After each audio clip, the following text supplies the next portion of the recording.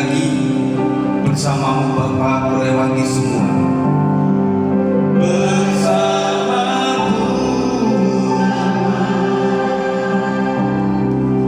dan ku lewati semua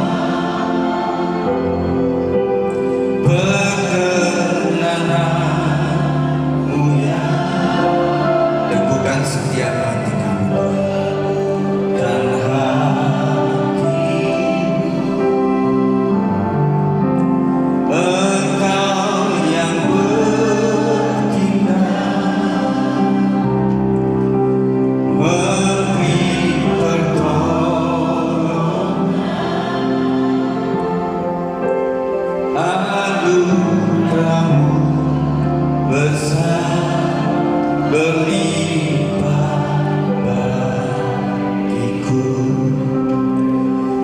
kami siap diberkati dengan kebenaran firman Tuhan, supaya menumbuhkan pemberkatan pernikahan hari ini. Diberkatilah setiap yang mendengar, diberkatilah pengantin dan juga keluarga besar. Dalam nama Yesus kami siap untuk diberkati. Kami telah berdoa dan mengucap syukur di dalam satu nama Tuhan Yesus Kristus. Yang percaya katakan amin. Silakan duduk. Puji Tuhan. Shalom. Shalom. Horas mejua. Haleluya. Apa kabar? Puji Tuhan. Ini ada 5.000 orang yang menyaksikan kita. Di sini tidak sampai 5.000, tetapi secara online nanti akan bisa sampai 5.000. Puji Tuhan. Kita beriman bahwa momen ini tidak terlupakan. Bang Ronald sama Kak Mia, ya, tidak akan pernah terlupakan. Dan kita mendoakan sekali sampai Tuhan memanggil. Amin. Itulah doa kita. Saya akan berbicara mengenai prinsip membangun keluarga Kristen. Dasar membangun keluarga yang pertama, manusia adalah sebagai makhluk sosial yang membutuhkan satu dengan yang lain. Yang kedua, di dalam Kejadian 2:18 berkata, Tuhan Allah berfirman, tidak baik kalau manusia itu seorang diri saja. Aku akan menjadikan penolong baginya yang sepadan dengan dia. Saudara sekalian, kebutuhan pokok manusia adalah dihargai, dihormati, dan dikasih. Setuju? Kebutuhan kita adalah dihargai, dihormati, dan dikasih.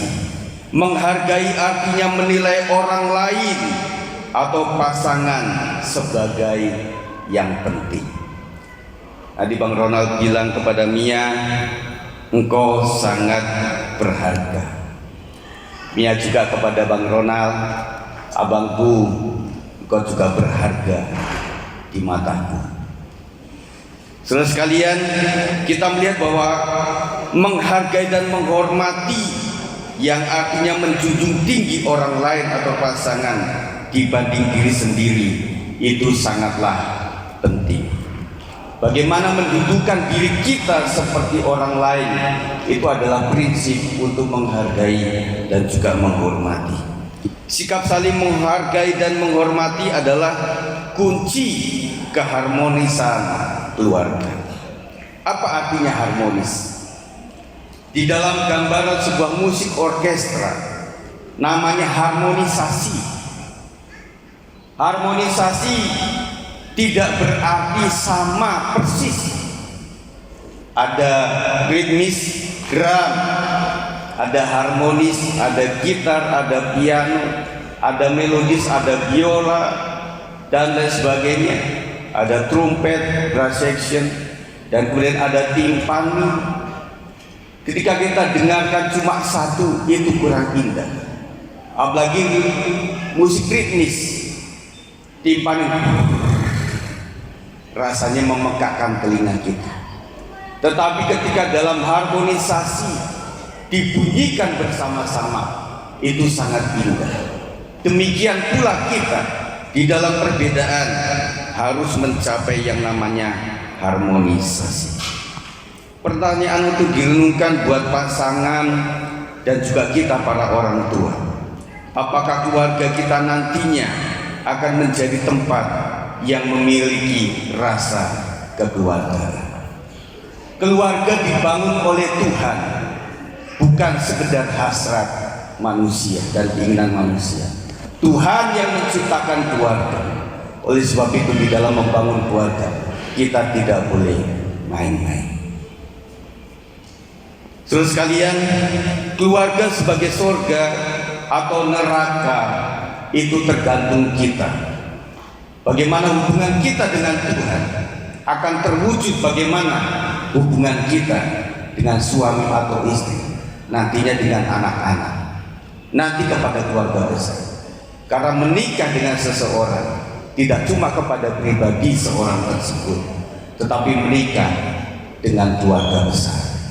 Oleh sebab inilah yang disebut saling hormat menghormati. Prinsip interaksi dalam keluarga di dalam Matius 7 ayat 12 mengatakan, segala sesuatu yang kamu kehendaki supaya orang perbuat kepadamu, perbuatlah demikian juga kepada mereka. Itulah isi seluruh hukum Taurat dan kitab para nabi. Jadi apa yang ingin orang lain perbuat kepada saya atau kita, itulah yang kita tabur, kita lakukan kepada orang lain. Kalau kita tidak mau dicubit, kita tidak boleh mencubit orang lain. Kalau kita tidak mau diinjak oleh orang lain, kita tidak juga menginjak orang lain. Kalau kita mau dihargai oleh orang lain, mari kita memulai menghargai orang lain. Kalau kita ingin dihormati orang lain, mari lebih dahulu menghormati orang lain. Itu adalah prinsip firman Tuhan. Satu lagi prinsip lambang salib. Matius 22 ayat 37 sampai 40, jawab Yesus kepadanya, kasihlah Tuhan Allahmu dengan segenap hatimu dan dengan segenap jiwamu dan dengan segenap akal budimu.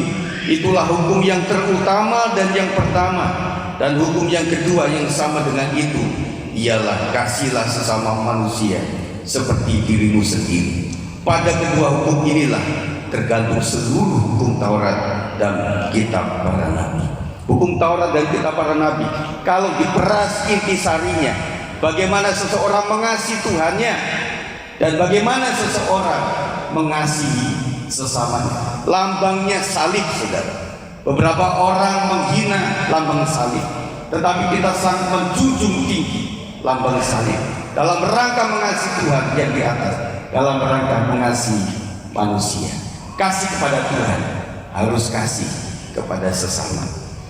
Dan juga prinsip saling di dalam keluarga terdapat dalam Roma 12 ayat 10. Hendaklah kamu saling mengasihi sebagai saudara dan saling mendahului dalam memberi hormat. Dan biarlah hormat menghormati menjadi nilai yang dominan dalam kehidupan rumah tangga, sehingga membuat disitulah keluarga akan diberkati oleh Tuhan. Keluarga akan hancur ketika sudah tidak ada lagi sikap saling menghormati antara suami dan istri, antara orang tua dan anak, antara mertua dan menantu, antar besan, antar keluarga dan pihak gereja atau gembala, antar keluarga dalam ataupun keluarga luar, juga pihak ketiga yang disebut tetangga, teman, atau orang lain. Apa kata Tuhan tentang kita? Yesaya 43 ayat 4 mengatakan, oleh karena engkau berharga di mataku dan mulia dan aku ini mengasihi engkau, maka aku memberikan manusia sebagai gantimu dan bangsa-bangsa sebagai ganti nyawamu. Saudaraku, Tuhan berkata tentang manusia, berharga di matanya. Kau berharga di mataku, mulia dalam pandanganku, kata Tuhan. Kau berharga di mataku, aku yang mengasihimu. Hanya orang lain yang berkata kepada kita tentang sebuah keinginan. Banyak orang memuliakan dirinya dengan cara menghinakan orang lain. Tetapi buat kita prinsip Alkitab, Kalau kita mau mulia, muliakanlah orang lain. Amin. Saudara sekalian, apa tugas kita dalam Tuhan?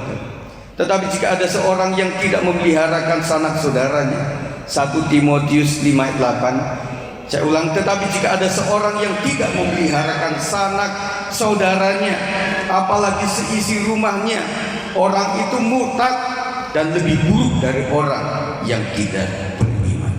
Kita disebut sebagai orang yang baik, orang yang tidak menyangkal Tuhan, dan orang yang beriman jikalau kita berusaha memelihara seisi rumah tangga kita.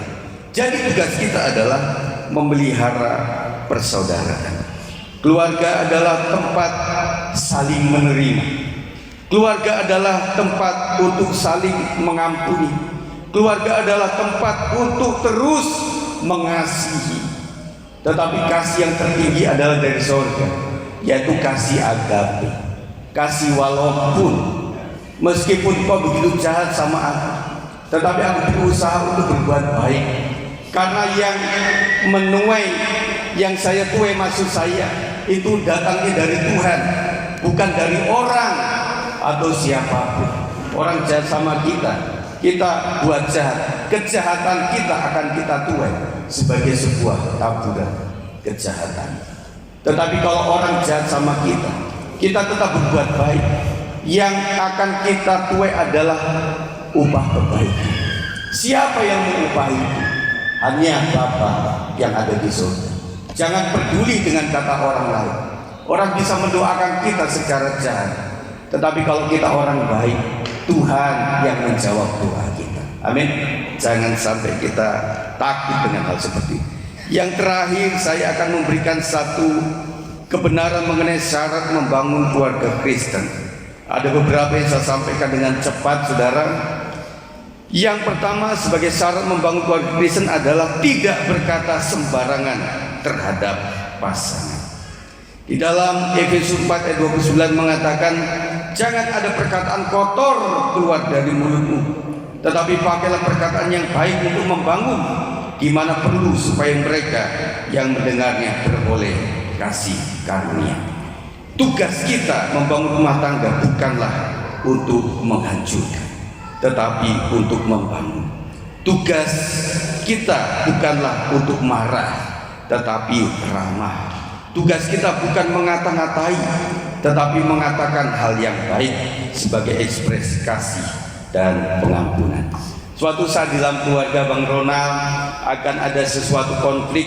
Menurut riwayat sebuah survei, 5 tahun pertama pernikahan adalah masa-masa antara indah menuju kepada krisis. Krisis karena terjadinya mulai buka-bukaan aslinya itu pasca pernikahan. Tetapi saya pikir mereka berdua sudah cukup kenal, ya. Jadi istilah kata sudah saling mengenal bagaimana masing-masing. Tetapi biarlah tidak akan pernah ada perkataan kotor yang keluar dari mulut, apapun, sesebal apapun hati kita tetap berkata yang baik. Saya percaya bagi anak Tuhan, apalagi kita yang sering berdoa, membaca firman Tuhan, perkataan kita bisa menciptakan sesuatu. Ciptakan yang baik dengan perkataan kita.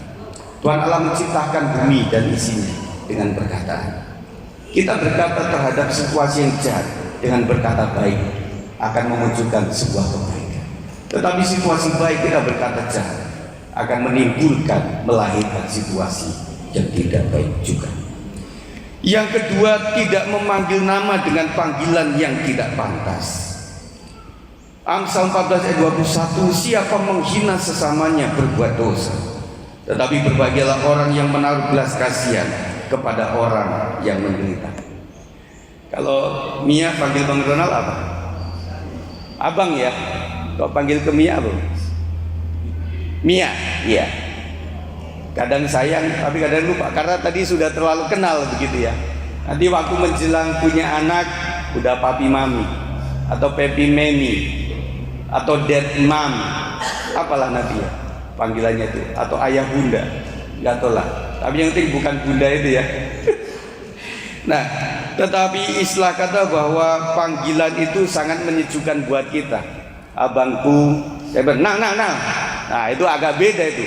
Penghormatannya saya pikir kurang. Meskipun tidak semua penyebutan nama adalah sebuah penghormatan, tetapi saya pikir kalau orang menghormati akan mendudukan nilai sebuah panggilan yang cukup baik.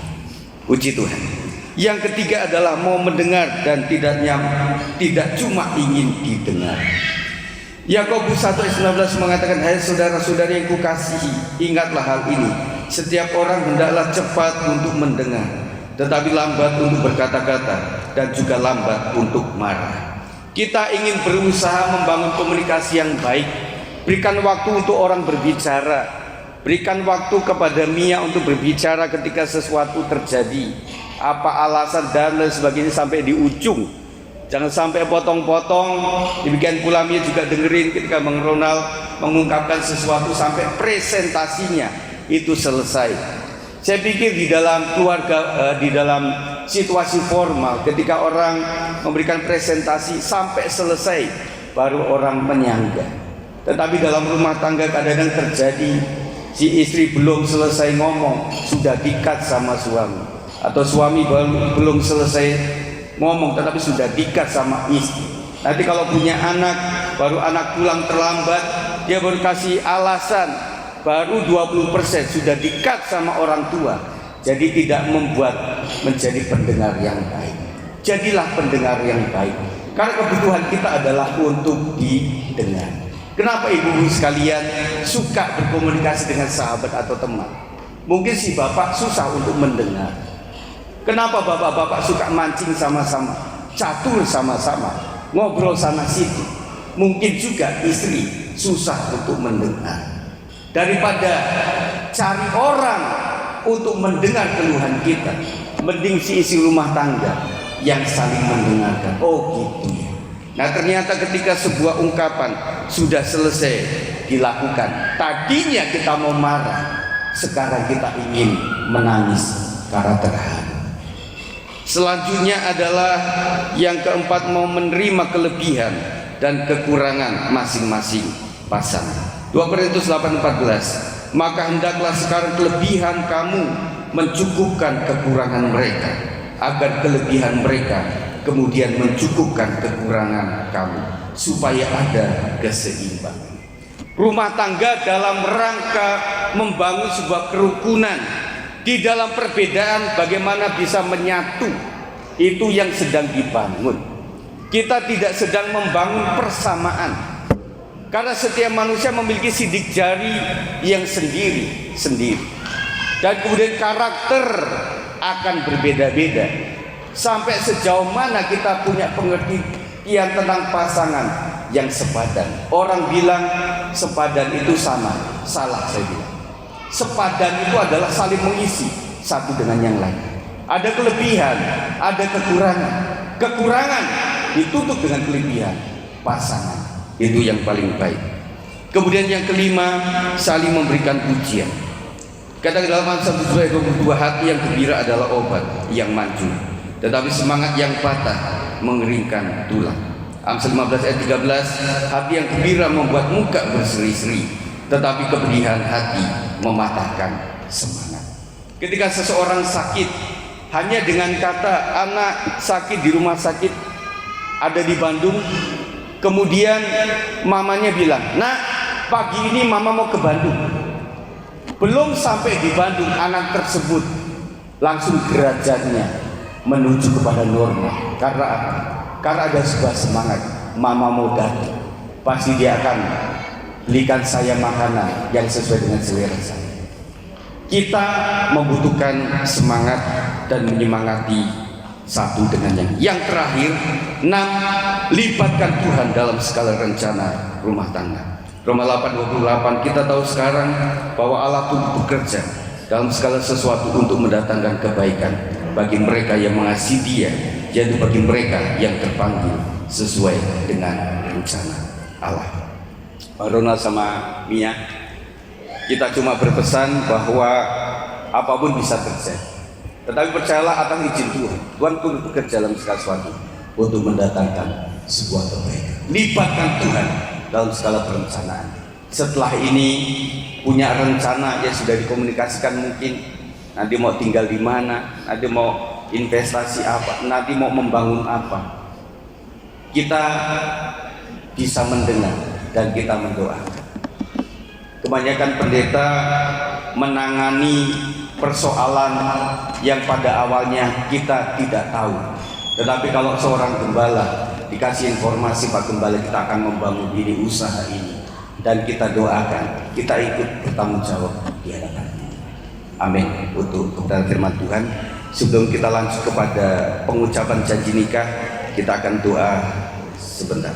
Terima kasih untuk firman Tuhan. Biarlah termetrai di dalam kehidupan daripada pasangan yang sebentar akan diberkati. Berkat Tuhan untuk Bang Ronald dan juga Mia hari ini dan seterusnya. Dalam nama Yesus kami telah mendengar, kami telah berdoa di dalam satu nama Tuhan Yesus Kristus. Haleluya. Amin.